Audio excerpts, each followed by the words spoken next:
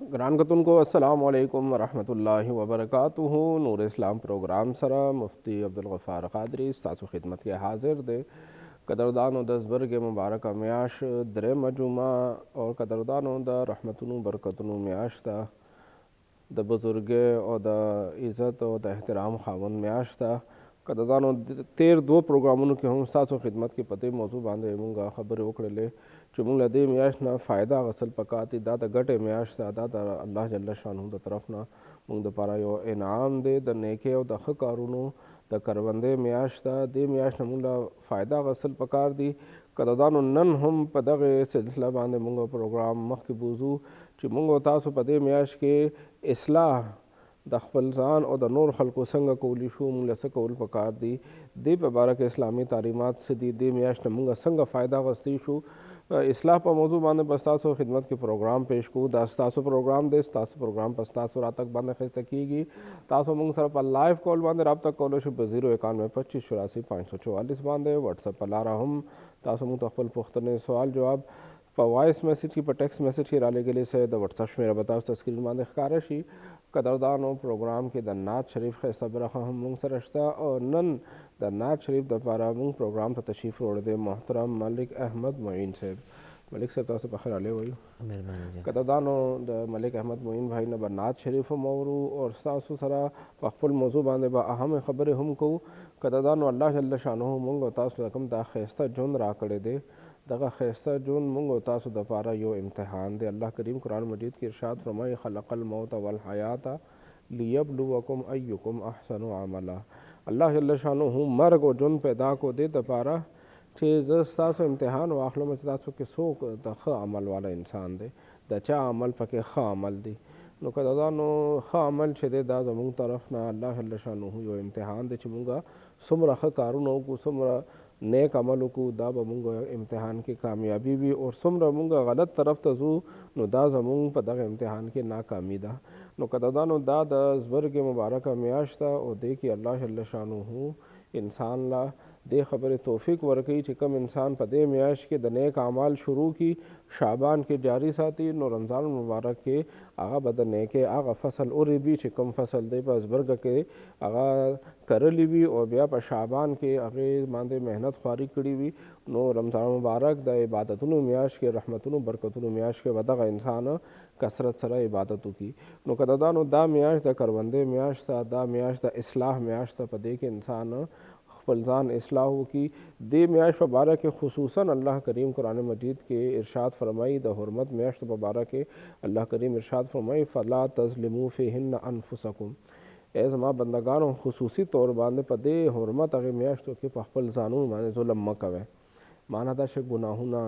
लोए गुनाहुना गुनाह कबीरा दगे म्याश तो के मकवे दे के खपल जान में जुल्म ज़्याते मकवे गुनाह न जान साते नो कदानो को यो इंसान दा गवाड़ी चीज़ खपल इस्लाह हुकुमा ज गलत लारा परे द मसा में लारे तराशमा या यो मोर दा गवाड़ी जमा जुए अगर नेक अमल शी बदमले फरीदी या यो खुद दा गवाड़ी च जमा खावन ठीक शी यो प्लार दा गवाड़ी च जमा दा जुए या लूर शदे अगर पर नेके लारा बांध रवान शी ख कारून तरफ तराशी और बद कारून न फरीदी नो आगे दपारा कदरदानो दा मुबारक म्याश त पदे की मेहनत और खारी वसरऊ की नो अल्लाह जल्ल शानहु द नूर म्याश पर मुकाबला के दे म्याश के इंसान ला द आगे कार बरक़ात और द आगे कार आगा असरात छे द ढेर वर्कई नूर पर योलस म्याश्तों के नूर बकाया म्याश्तों के हम चागद हुरमत म्याश न दी आगे के हम अल्लाह पाक पखुल बंदगान मेहरबान दे चाहत अल्लाह पाक द इस्लाह तौफीक वर की नूर म्याश्तों के हम इस्लाह कीगी खुदा यो खुसूसी पैकेज दे दे कि यो खुसूसी अल्लाह जल्ल शानहु अहकामात दे पारा के नाजिल करी दी और कदरदानो मुंग होता सोचे यो कार अमली तौर बांधे ऊकू नो मुंग त बगैर रिजल्ट पखपल अखकारा कीगी बाद खला कोई तजुर्बा का पखपला वगोरा चे पखपला वगोरे नो ब्या त पता लगी नो मा दगा रूणा خويندې چاغي دا غواړي چې خپل ځان یا د خپل بچو یا د خپل خاوند اصلاح کول غواړي نو دې میاش کې دغه مهنت خواري شروع کی خپل ځان باندې یا د خپل بچو باندې خپل متعلقینو باندې نو هغه د بخکارا شي چې نور میاشتو په مقابله کې دې میاش کې موږ ته رزلټ سے دغه زیات ملو شو نو کدا دا نو ټول ناول به انسان کوشش دا کی چې خپل ځان اصلاح وکړي شروع به د خپل ځان نه کوي اول د خپل ځان غم پکار دی هغه نورستو د نور جهان هغه غم پکار دی نو ټول اول انسان خپل غریبان کې نظر اچول پکار دی چې موږ او تاسو خپل اصلاح وکړو چې موږ کې کمې زیاتې دي کمې بیشې دي موږ کې کم یو کار داسې دی چې دغه قابل اصلاح دی. نو که د ځان ټول نه اول په خپل ګریبان کې نظر اچول پکار دي. ډېر خلک بل ته یوه ګوته ونیسي خو څلور ګوتې هغه ته واپس کېږي. نو موږ بل باندې نظر اچو خو خپل ځان ته مو خیال نه وي. ټول اول به موږ خپل ځان ته نظر اچو چې موږ کې کمې خبرې چې د هغه قابل اصلاح دي اول خپل اصلاح وکړو. ډېر مور او پلار داسې وي چې هغوی دا تمه ساتي چې زموږ بچي چې دی هغه نیک عمل شي زموږ بچي چې دی هغه سم شي هغوی غلط کارونه پرېږدي خو هغوی خپل بچو ته د خپل ځان عملي مثال نه پیش کوي خپل ځان ورته بطور مثال نه پیش کوي. که د دا نو مونږ دا خبره ښکاره ده چې کله مور او پلار په کور کې منځونه کوي عبادت کوي نو هغه ماشوم چې هغه لا خبرې نه زده کړي هغه لا خبرې نه شروع کړي 1 کال ماشوم یو نیم کال ماشوم هغه لا خبرې نه شروع کړي خو چې کله مور یا پلار په جانماز باندې ولاړي نو هغه راشي مور او پلار په جانماز باندې ودرېږي. هغه ماشوم لا خبرو باندې د مور او پلار نه د مونځ طریقه نه دی زده کړی مور او پلار ورته لا مونځ نه دی ویلي خو چونکې عملي تربیت هلته کې ښکاره دی عملي مثال ورته ښکاره دی چې پلار په جانماز باندې ولاړ دی نو ماشوم ورسره ودرېږي. پلار رکوع ته ځي نو ماشوم رکوع ته ځي پلار سجدې ته ځي نو ماشوم هم ورسره سجدې ته ځي. دغه شانته میندې په خپل کور کې چې کله الله جل شانو په بارګاه کې ودرېږي مونځ کوي نو ماشوم ورسره په خپله مونځ ته ولاړي. نو که د دا نو ټول نه اول به مونږ خپل ځان اصلاح کوو او خپل مثال چې دی هغه خپل بچو ته پیش کوو چې زمونږ چې دی هغه کارونه څه دي زمونږ چې دی هغه شپه ورځ څنګه تېرېږي. بیا چې کله مونږ ماشومانو ته عملي مثال ورکړو نو عملي مثال د زباني مثال نه زیات اثر کوي. مونږ تاسو له پکار دي چې مونږ تاسو د خپل بچو ته عملي مثال پیش کوو. قول چې دغه وروسته راځي فعل چې دغه مخکې راځي. نو مونږ له پکار دا دی چې مونږ خپل بچو ته فعلي طور باندې تربیت ورکړو چې دا کار داسې کول غواړي. ډېر کله ته داسې وي چې یو ماشوم کور کې وي پلار سره ور وټکولی شي بهر نه راشي پلار ته آواز وکړه پلار ته ووایه چې راشي او پلار ماشوم ته ویل شي ورته ووایه چې پلار مې نشته. نو قدردانو دغه ماشومتوب نه د دروغ او د غلط بیانۍ هغه تربیت واخلي د پلار نه. نو چې کله مونږ په خپل بچو ته کور کې دننه چې د هغه غلط کارونه دروغ غلط بیاني دوکه دا هغې ته مونږ عملي تربیت شروع کړو نو بیا ماشوم چې کله لویږي نو هغه دغه عادت چې د هغه پوخ شي چې کور کې دننه په خپله پلار چې د هغه مور ته کنځلې کوي پلار چې د هغه رور ته کنځلې کوي پلار چې د هغه بل چا ته کنځلې کوي نو که د دا نو دغه ماشوم هم ماشومتوب نه بیا کنځلې زده کړي. نو موږ له پکار دا چې موږ د خپل ماشومانو باندې د ښه تربیت دپاره خپل کور ماحول هم ورسره ښه کړو. ټول نه اول خپل ځان اصلاح وکړو چې خپل اصلاح مو وکړله که د دا نو زموږ سره تړلې هغه نور خلکو اصلاح به هم په خپله وشي. خو چې کله مونږ خپل اصلاح نه کوو او بل ته وایو چې نه ته به داسې کې ته به داسې کې نو بیا د سره معاملات هغه خرابېږي. نو که د دا نو ټول نه اول مونږ خپل اصلاح کوو خپل ګریبان کې نظر اچو مونږ سره به هم حساب کتاب کېږي مونږ سره به هم رب ذوالجلال د دې ژوند هغه حساب کتاب اخلي. چې کله مونږ خپل ځان سره د حساب کتاب هغه احساس پیدا کړو نو که د دا نو خپل اصلاح به وکړو او مونږ سره تړلې د ډېر خلکو اصلاح به هم هغې سره شروع شي. هغې نه وروسته بیا مونږ له نور خلکو هغه تربیت پکار چې کله یو انسان خپل تربیت وکړو خپل اصلاح وکړلو چې په خپله چې دی هغه پلار سګرټ نه څکي هغه نسوار کور کې نه اچوي بچو په مخ کې نه اچي نو دی به سبا بچو ته وشي بچو نسوار نه ځان ساتئ نشې نه ځان ساتئ سګرټ نه ځان ساتئ چرسو نه ځان ساتئ. چې کله پلار په خپله هم د دغې کارونو نه ځان ساتي چې کله کور کې په خپله ماحول صفا سوتره نو ماشوم هغه د دغې ګندګۍ نه بچ کېدو هغه لاره چې دی هغه اسانه چي. او چې کله کور کې دننه په خپله ماحول ګندی سګرټ څښلي کېږي نسوار اچولی کېږي چونډۍ غورځولی کېږي ګوټ کې یو ځای بل ځای چونډۍ پرتې نو ماشوم په خپله هم دغه سوچي چې دې کې څه فایده ده چې زما پلار دا کار کوي دې کې څه خوند دی چې زما پلار دا کار کوي نو هغه په خپله هم دغې طرف ته غایبانه غیر محسوس انداز سره دغې ګناه طرف ته هغه هم مایله کېږي. نو دغه شان د قدردانو چې کله یو انسان خپل اصلاح وکړه هغې نه وروسته په خپل بچو باندې هم نظر اچول پکار دي چې زموږ بچو کې داسې کارونه خو څه نشته چې هغه هغې عزت ته هغې شهرت ته د هغې تعلیم ته د هغې ذهني یا جسماني طور باندې هغې ته نقصان رسي. هغې بچو باندې هم خیال ساتل پکار دی ورسره په خپل اهل و عیال باندې هم نظر اچول پکار دي رونو خویندو باندې بل کور والا باندې چې داسې یو کار خو نشته چې هغې د وجې نه زما دغې اهل و عیال ته نقصان رسیږي. الله جل شانو قرآن مجید کې زموږ خاوندانو ته زموږ کور اهل مشرانو ته نارینهو ته دې خبرې حکم کړی دی. الله کریم ارشاد فرمایي قو انفسکم و اهلیکم نارا تاسو خپل ځان او خپل اهل و عیال ټول د جهنم نه وساتئ. مونږ به صرف خپل غم نه کو چې خپل ځان وساتو، دا نور خپل کار کوي، بلکې الله کریم قرآن مجید کې مونږ تاسو ته د خپل ځان او د خپل اهل و عیال د دواړو د جهنم نه ساتلو حکم کړی دی. مونږ به د خپل ځان اصلاح به هم کو، د خپل اهل و عیال د هغې اصلاح به هم کو. خپل کور کې دننه ماحول ته به ګور شي کوم کار زمونږ د مذهب نه خلاف دی، زمونږ د روایاتو نه خلاف دی، زمونږ دغې معاشرې ته، زمونږ خاندان ته د هغې عزت ته یا د هغې شهرت ته یا د هغې جسمانی یا مالی طور باندې نقصان ده دی، هغې ته نقصان رسونکی کار دی، هغې کار نه به مونږ خپل ځان هم بچ کو او خپل اهل و عیال به هم بچ کو. نو که دا د صلح اصلاح میاشت ده، دا د خپل ځان سمولو، د خپل بچو د خپل خپلوانو سمولو میاشت ده، نو دې کې به مونږ او تاسو اول خپل ځان سم کو، خپل ګریبان کې به نظر واچو او بیا به خپل خپلوان باندې به هم نظر اچو چې کوم ځای کې کمې پیښې دی هغې اصلاح کوشش وکړو. نو الله جل شانه دې میاشت کې ډېر برکات ایښي دي، دې کې ډېر زیات زر اصلاح کیږي. څنګه قدردانو د غنمو کرلو خپل موسم وي، د جوارو کرلو خپل موسم وي، د وربشو د هر یو فصل کرلو خپل موسم وي، دغه شانته قدردانو دا رجب میاشت دا د نیکۍ د ښه کارونو د اصلاح کولو هغه میاشت ده. دې کې چې انسان الله جل شانه طرف ته متوجه شي او د خپل یو غلط کار نه خپل ځان بچ کول غواړي، هغه غلط کار پرېښودل غواړي، نو دې کار دې ماحول کې دې موسم کې ډېر زر الله جل شانه انسان له د اصلاح توفیق ورکوي. نو دا د اصلاح میاشت ده، د خپل ځان، د خپل بچو، د خپل اهل و عیال هغې باندې نظر واچوئ، کوم ځای کې کمې زیاتې ښکاره کېږي د هغې اصلاح کوئ. دغه شانته قدردانو بعض اوقات په خاندان کې خلکو په منځ کې نالګي وي، ډېر کله ته داسې چې ښځه خاوند نه خفه شوي، مور کره ناسته وي، ورور سره نالګي شوي وي، خپل خپلوانو خپلو کې بې اتفاقي راغلې وي، غم ښادي پاتې شوي وي، یو بل سره تګ راتګ پرېښودلي شوي وي، وړې وړې خبرو د وجې نه خلکو په منځ کې خفګان راشي. نو قدردانو ټول نه اول خو الله دې نه کړي د چا په خاندان کې چې ته ښځه هغه پلار کره خفه ناسته ده، خاوند نه جدا ده، خاوند او ښځې په منځ کې بې اتفاقي راغلی دی، نو قدردانو اصلاح کول پکار دی، صلح راوستل پکار دی. حدیث پاک نه دا خبره ثابته ده قدردانو چې شیطان چې دی دا روزانه خپل تخت چې دی هغه سمندر باندې واچي او واړه واړه شیطانان چې دی هغه په ځمکې ته ولیږي خلک ګمراه کول دپاره. صحیح مسلم کې دا حدیث پاک موجود دی چې دغه شیطان غټ شیطان واړه واړه شیطانان خلکو ته نقصان رسول دپاره، ګناهونو کې اخته کول دپاره هغه آبادۍ طرف ته ولیږي. چې کله بیا واپس راځي شیطانان ماښام کې، نو دوی ورته خپله کارګزاري بیانوي چې مونږ دا وکړو، مونږ دا وکړو. یو شیطان یو ګناه یاد کړي، ما په انسان باندې دا ګناه وکړو، بل یاد کړي. نو دغه شیطان لوی شیطان ورته تایس هم نه دی کړي،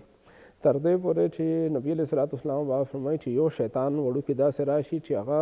لوی شیطان ته وایي چې زه ښځو خاوند پسې شمه، هغې په منځ کې مې بې اتفاقي واچو، تر دې پورې چې ښځه مې خاوند نه جدا کړله، ښځه او خاوند په منځ کې مې جدایي راوستله. نو په دغې خبرې باندې آقا کریم علیه صلات وسلام مبارک فرمایي چې دا لوی شیطان دومره خوشحاله شي چې خپل تخت نه پاسي، هغې وړوکي شیطان چې هغه ښځه او خاوند په منځ کې جدایي راوستي هغې له غاړه ورکړي او ورته ووایي چې کار کړی دی نو تا کړی دی. نو د ښځه او خاوند په جدایۍ باندې شیطان خوشحالېږي، الله او د الله رسول چې دی هغې باندې خفه کېږي. نو ځکه قدردانو ښځه او خاوند په منځ کې صلح پکار ده، هغې په منځ کې بیا روغوالی پکار دی. کله خاندان مشران خبر شو چې فلاني ځای کې دغه شانته واقعه شوې ده، ښځه او خاوند یو بل نه خفه شوي دي، نو هغې په منځ کې جرګه پکار ده، هغې په منځ کې صلح پکار ده. هغه منځ کې کوم خفګان راغلی دی یا غلط فهمي راغلی ده یا یو کس ظالم دی بل مظلوم دی، نو هغه ظالم په یول پکار دی چې ته دا ظلم پرېږده. د خاندان مشرانو په ذریعه باندې پریشر راوستل پکار دی، سوشل لایف کې هغې باندې پریشر راوستل پکار دی چې تاسو به غلط غم خاطي پرېږدي که ته دا ظلم نه پرېږدې. نو قدردانو هغه ظالم چې دی هغه ظلم نه رسو کول پکار دی. حدیث پاک کې راځي آقا کریم علیه صلات وسلام مبارک فرمایي چې خپل ورور سره مدد وکړه، که هغه ظالم دی او که مظلوم دی. صحابه کرام ورته قربان مونږ ته دا خو پته ده چې مظلوم سره به څنګه مدد کړو، د ظالم سره به څنګه مدد کړو. آقا کریم علیه صلات وسلام مبارک فرمایل چې ظالم د ظلم نه منې کې دا هغه سره مدد دی، ظالم د ظلم نه منې که دا هغه سره مدد دی. نو قدردانو نن موږ معاشره کې ګورو چې ډېر زموږ داسې خویندې وي، داسې لوریانې وي چې هغه یتیمانان وي، هغه مالي طور باندې کمزوري وي، او کله چې هغه واده شي نو خاوند کور کې په هغې باندې ظلم زیاتی کېږي، هغې تپوس والا څوک نه وي، د هغې سره ودرېدو والا څوک نه وي، ورور نه وي، هغې پلار نه یا نو داسې مضبوط خلک نه نو هغه خاوند کور کې په هغې باندې ظلم زیاتې کېږي. نو داسې وخت کې د خاندان مشرانو له پکار دی چې الله رضا دپاره ودرېږي او دغه خاوند پوه کړي چې ته دغې ماشومې باندې دغې جنۍ باندې ته ظلم کوې، ته خپل ښځې باندې ظلم زیاتې کوې، د دې باندې به تا ته سزا میلاویږي. نو قدردانو دغه شانته وخت کې چې کله ښځه او خاوند په منځ کې بې اتفاقي راشي نو هلته کې هم صلح کول چې دی هغه ډېر د نیکۍ کار دی. آقا کریم علیه الصلاة والسلام مبارک حدیث پاک چې کوم د نن د دغې موضوع دپاره ټاکلی ده هغې حدیث پاک کې آقا کریم علیه الصلاة والسلام مبارک موږ ته دې خبرې تعلیم راکړی دی چې هغه سړی دروغجن نه دی کم کس چې د ښځه او خاوند په منځ کې صلح دپاره هغه خبره وکړي یا د خیر خبره راورسوي. ښځه او خاوند په منځ کې اتفاق دپاره یو کس راولګي، یو جرګه جوړه شي، یو کسان راپاسي او هغې ښځه او خاوند ته ورشي، خاوند ته پسې خفه دی، حالکې هغه خفه نه دی خو ښځې ته و چې خاوند په خپل کار باندې ډېر زیات خفه دی او هغه چې دی تا سره واپس چې دی هغه تعلقات جوړول غواړي او کور جوړول غواړي او بیا خاوند ته هم وویلی شي چې ستا ښځه ډېره ښه ښځه ده او ستا ظلم باوجود هم تا ته واپس راځي، ته ځان نه دغه ظلم وباسه. نو دغه شانتې د صلح د خیر ښېګړې خبرې وکړي شي او خاوند چې دی خپل غلطۍ نه وروسته کړي شي او بیا ښځه هغه کور ته راوستلی شي، هغه کور آباد کړي شي، نو په دې باندې الله او د الله رسول ډېر زیات خوشحالېږي. نو موږ له قدردانو کوشش دا پکار ده چې کوم ځای کې موږ ته داسې خبره ښکاره شي چې ښځه او خاوند په منځ کې بې اتفاقي راغلې ده نو هغه خبره فوراً چې د هغه ختمول پکار دي. اور چې څومره زر مړ شي عمره ښه ده، څومره چې د اور پاتې کېږي قدردانو د هغې لمبې سوا کېږي هغه بیا نقصان هغه سوا کېږي. نو کله وړه غونته کې خبره هم ښځه او خاوند په منځ کې راشي نو په وخت چې د هغې اصلاح پکار ده، که هغه خاوند کې زیاتې وي که هغه په ښځه کې زیاتې وي هغه پوهول پکار دي او هغه غلطي منځ نه وباسل پکار دي دې دپاره چې دغه کور هغه بچ شي، دغه کورنۍ بچ شي. که هغې بچي دي قدردانو نو دغه بچي چې دا نسلونه دي، دا راتلونکي وخت کې نسلونه دي، دغې نسلونو تحفظ وشي، دغې بچو مستقبل خراب نشي، د ښځه او خاوند د کورنۍ د هغې د مور او پلار عزت ته نقصان ونه رسي نو په وخت باندې چې دی د هغې اصلاح وشي نو دا قدردانو ډېر لویه صدقه ده، ډېر لوی اجر و ثواب کار دی. بخاري شریف حدیث پاک کې راځي آقا کریم علیه الصلاة والسلام باندې فرمایي چې تاسو د خلکو په منځ کې صلح وکړئ نو هغه صلح چې ده دا هم صدقه ده، په دې هم الله جل شانو صدقې اجر و ثواب ورکوي. چې کله انسان د دو کسانو په منځ کې صلح وکړي نو صلح باندې هم صدقې اجر و ثواب دی. نو قدردانو صدقه پیسې ورکولو، خپل مال خرج کولو، په خواره محنت باندې ګټلې شوې پیسې چاله ورکولو په دې باندې کوم اجر و ثواب ملاویږي هغه اجر و ثواب الله جل شانه د دو کسانو په منځ کې هغه خپل محنت، خپل وخت او خپل منډې تړې باندې هم هغې جرګې والو لا چې کوم کسان چې د روغې دپاره کوشش کوي هغې له الله جل شانه د پیسو صدقې هغه اجر و ثواب په دغه وخت خرج کولو باندې، په دغه محنت کولو باندې، په خپل منډه تړه باندې هم الله جل شانه صدقې اجر و ثواب ورکوي. نو موږ له پکار دی چې کوم ځای کې هم دغه شانته معامله راښکاره شي په رشتې دارو کې، په خاندان کې، په خپل خپلوانو کې، ملګرو کې، دوستانو کې چېرته هم داسې معامله ښکاره شي نو هلته کې صلح خبره وکړو، هلته کې روغې خبره وکړو، غلطه مشوره نه ورکوو، غلط خبره نه کوو چې دغه ښځه پرېږده او تعالی به الله پاک نورې ښځې درکړي. نو قدردانو چې کله یو کور جوړ شوی دی، یو نکاح شوی ده، یو خبره معامله الله پاک برابر کړې ده نو هغه زر چې دی هغه نه دی پکار، کوشش دا نه دی پکار چې د هغې هغه کور مات شي بلکې کور چې دی هغه آخري هدف پورې روغول کوشش پکار دی چې څومره صلح وشي، څومره روغ وشي نو هومره ښه خبره ده. ماتېدو ته خبره نه دی پکار چې بلکل آخري هدف پورې کوشش وشو او مکمل طور باندې منډې تړې ووهلی شو بیا هم هغې په منځ کې اتفاق نه راځي نو بیا مجبورۍ په وخت کې طلاق ته او نکاح ختمول ته تلل پکار دي. خو دغه شانتې فوراً چې دی وړې خبرې باندې هغه ملګري له، رور له، خپلوان له مشوره نه ورکول پکار چې ته دا ښځه پرېږده بلکې آخري هدف پورې کوشش دا پکار دی چې هغې کور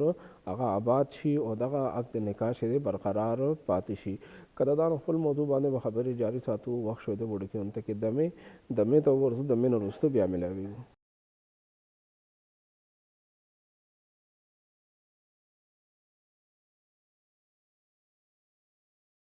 ګران کتونکو یو ځل بیا پروګرام ته هرکلی. پروګرام ستاسو خدمت کې روړې دی صلح باندې. صلح کول پکار دي قدردانو کوم ځای کې هم خاندان کې رونو په منځ کې، رونو خویندو په منځ کې، مور او بچو په منځ کې، ښځه او خاوند په منځ کې، ملګرو په منځ کې کوم ځای کې بې اتفاقي راشي، جنګ جګړه راشي هلته کې هغه اختلاف ختمول پکار دي او صلح کول پکار دي. صلح کول دا یو عبادت دی. قدردانو په دې باندې الله جل شانو صدقې اجر و ثواب ورکوي. د مین وړاندې حدیث پاک تاسو په خدمت کې پیش کو. آقا کریم علیه الصلاۃ والسلام مبارک پخپله به هم بنفس نفیس دی مبارک کله به چې خبر شو چې صحابه کرام په منځ کې اختلاف راغلی، دی مبارک د هغې صلح دپاره پخپله هم تشریف وړی دی. صحیح البخاري کې حدیث پاک راځي آقا کریم علیه الصلاۃ والسلام مبارک یو ځل دو قبایلو په منځ کې خفګان راغلو، اختلاف راغلو، د هغې خاتمې دپاره دیو با تشریف وړلو اور خپل ځای باندې صحابي رسول عبدالرحمن بن عوف صاحب ته وفرمایله که چېرې زه لیټ شمه نو ته بیا جمع ورکې. آقا کریم علیه الصلاۃ والسلام مبارک هغه صلح دپاره تشریف وړلو او خپل ځای باندې صحابي چې د هغه مونځ دپاره مقرر کړلو. نو نن قدردانو که د یو خاندان مشر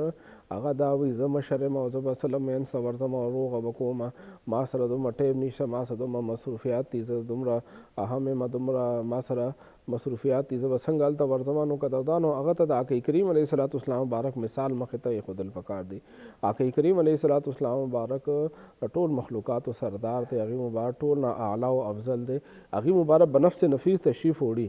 هغې مبارک ځان ته دواړه فریقین نه راغواړي بلکې دې مبارک پخپله هلته کې تشریف وړي او هلته کې هغې په منځ کې صلح کوي. نو قدردانو بیا د نن زمانې یو سړی به څه لوی سړي شي چې هغه نبي علیه الصلاۃ والسلام مبارک دغې طریقې په مقابله کې دا وایي چې ما را دلته راشي او زه به در صلح کوم، نو هغه کس له پکار دی چې هلته کې ورشي، جرګې مشر له پکار دی چې هلته کې ورشي او د هغې صلح وکړي او د دواړو فریقین په منځ کې کوم خفګان راغلی دی انصاف سره د هغې په منځ کې فیصله وکړي. قدردانو بیا صلح دپاره څه کول پکار دی، صلح دپاره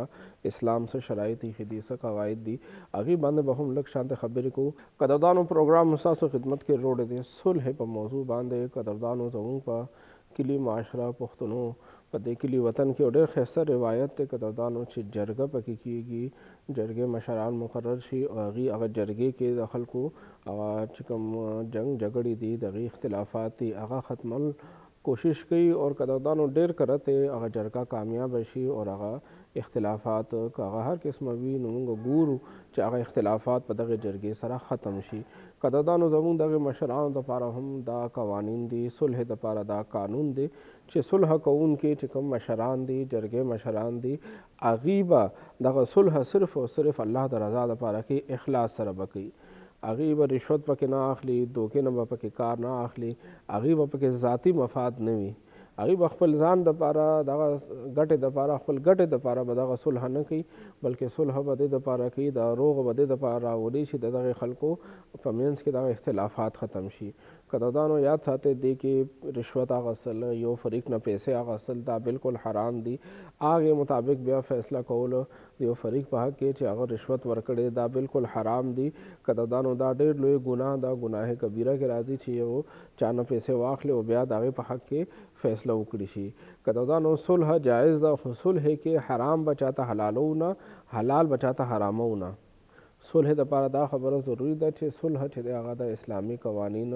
او دینی احکامات د لاندې وشي. یو فریق چې کوم ظلم زیاتې کوي هغه ظلم نه منې کول او کوم فریق باندې ظلم شوی دی د هغې د ظلم د هغې چې دی مخنیوی کول، هغې ته د هغې هغه څه عوض ورکول، هغې له د هغې چې کوم ظلم ورباندې وشو د هغې په بدل کې څه نه څه ورکولو او د هغې هغه غم ختمولو، د هغې هغه دک ختمولو دا د جرګې مقصد پکار دی. دا مقصد نه د پکار چې خپل ذاتي فایده پکې هغه جرګې ماران پکې واخلي، خپل ذات دپاره پکې ګټه واخلي. که دغه شانتې صلح څوک کوي قدردانو نو یاد ساتئ هغه ځان دپاره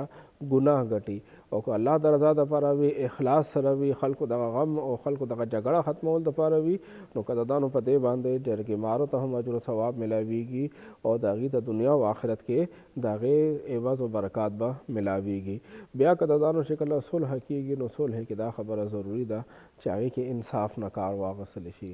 په هغې کې ظلم زیاتې نه د پکار. قدردانو زموږ جرګې ماران هغې واک اختیار واخلي او واک اختیار شکل هغې ته ورکړي نو هغې نه وروستو هغې کې دا سوچ کې اوس که مونږ هر څه وکړو اوس دا زموږ خوښه ده.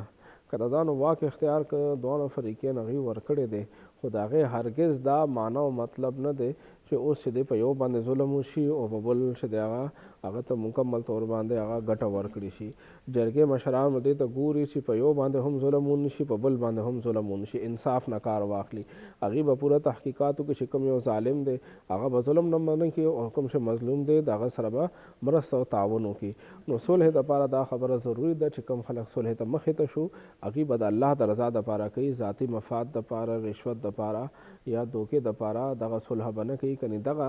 ګناه چې ده دا بیا لوی ګناه کبیره ده، دا د هغې د تباهۍ دپاره کافي ده چې بل مسلمان ته نقصان ورسولو. نو قدردانو صلح یو اهم کار دی. آقای کریم علیه الصلاۃ والسلام مبارک صحابه کرام په منځ کې صلح کړې ده، د هغې خفګان ختم کړی دی.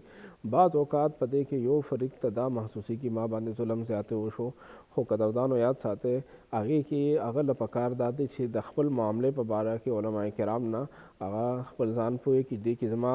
په باره کې زما دغه معاملې په باره کې اسلامي تعلیمات څه دي. چې کله هغه اسلامي تعلیمات نه ځان خبر کو نو بعض اوقات انسان ته مالی طور باندې لږ زور ملو شي، خو هغه انصاف وي، هغې کې اسلامي تعلیمات دغه وي چې کوم انسان اسلام ته غاړه کیدي او د الله جل شانو احکامات ته غاړه کیدي، الله جل شانو بل طرف نه هغه هغه اجر ورکړي، بل طرف نه دغه هغه نقصان چې دی هغه پوره شي. قدردانو خپل موضوع باندې به خبرې جاری ساتو، نور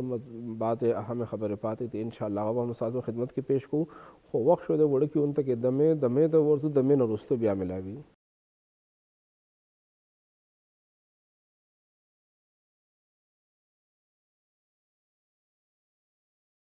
ګران کتونکو یو ځل بیا پروګرام ته هرکلی. پروګرام ستاسو خدمت کې راوړی دی صلح په موضوع باندې. قدردانو اصلاح په موضوع باندې خپل اصلاح به هم کوو، د خپل اهل و عیال اصلاح به هم کوو، او کوم ځای کې د دوو کسانو په منځ کې ملګرو خپلوانو په منځ کې بې اتفاقي راشي هغې په باره کې به هم مونږ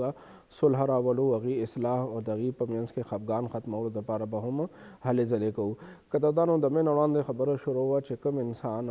صلح وشي او فیصله وشي هغه فیصلې والا کسان منصف وي، انصاف کوونکي وي، ښه خلک وي، هغې فیصله وکړي. نو بعض اوقات د یو فریق ته هغه خبره ګرانه ښکاري، هغې وي که ما باندې ظلم زیاتی وشو. نو قدردانو یاد ساتئ چې